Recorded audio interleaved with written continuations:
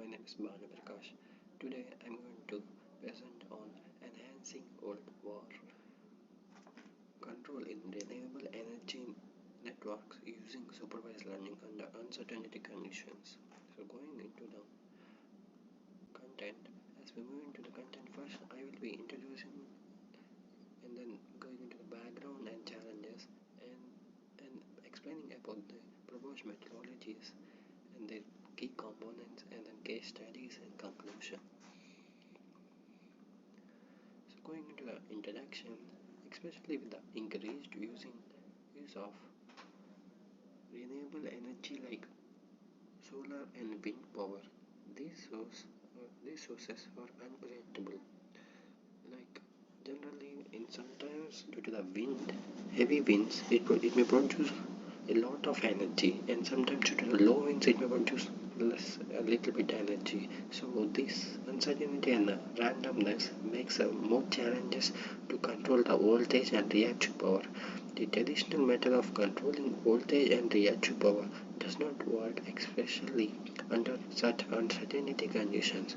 So supervised learning is a method where a model learns from the historical data from SADA data from the energy distribution system. SADA is a supervised control and data aggregation which is used to monitor and controlling the industrial processes in facilities based on operations. The main goal is to achieve the optimal substation voltage and power factor level control in the real time. So the challenges in the modern power grid, which is issued by the power grid operation, are like increased complexity and cyber security and natural disasters and conservative control measurements. So increased complexity is due to the high voltage AC and DC transformation and renewable energy penetration, which is unpredictable and uncertainty. And coming to the cybersecurity and natural disasters, it occurs mainly due to the natural disasters like earthquakes or heavy winds or floods, and which takes an opportunity for the hackers, which makes the cyber threats. And going into the conservative control measures, which is a distinct control strategy based on historical experience and offline analysis, often fail to adapt to the rapidly changing conditions.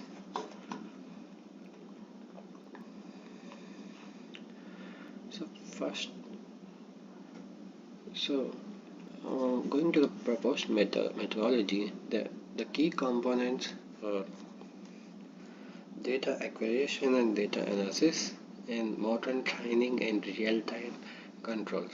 So let's go in detail with each key component.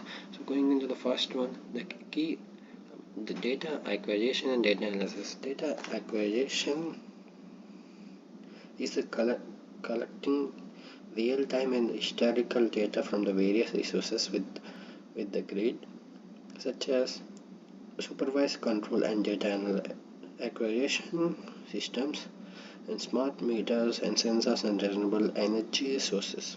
The data include voltage levels and power flow and reactive power and equipment status and weather conditions. And going to the data analysis, which uses the machine learning models or statistical tools to process the data, identify the patterns and predict future grid behavior, which analyzes the data helps the optimal decision on the controlling voltage and reactive power and resource allocation in real time.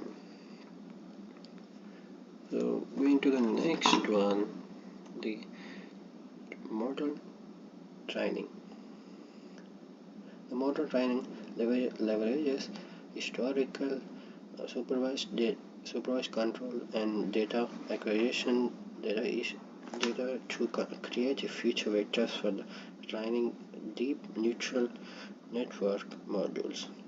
The key features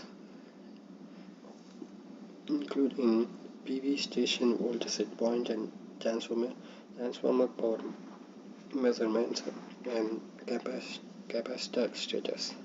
The goal is to predict the optimal grid control action, which undergoes an hyperparameter tuning.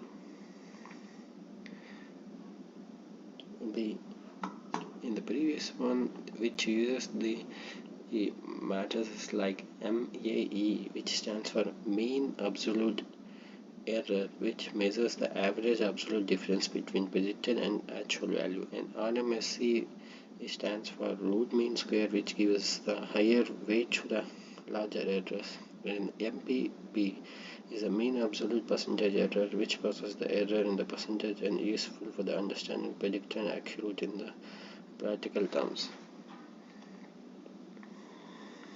And going to the real-time control, the control module monitors the voltage and power factor in the substation using SCAD data.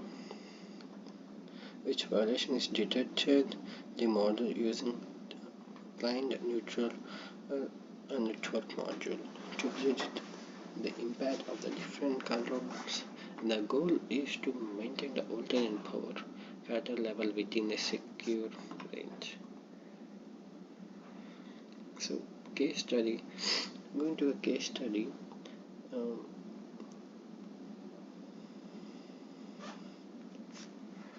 The proposed method was tested on the actual distributed system in East China.